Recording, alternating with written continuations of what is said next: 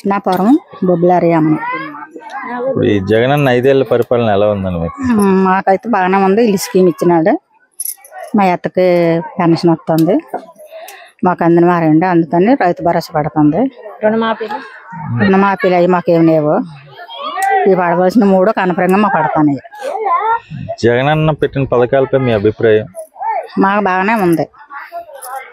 Jagananna volunteer వ్యవస్థ, సచివాలయం, ఇంటింటికి డాక్టర్, ఇంటింటికి రేషన్ పంపిస్తున్నారు.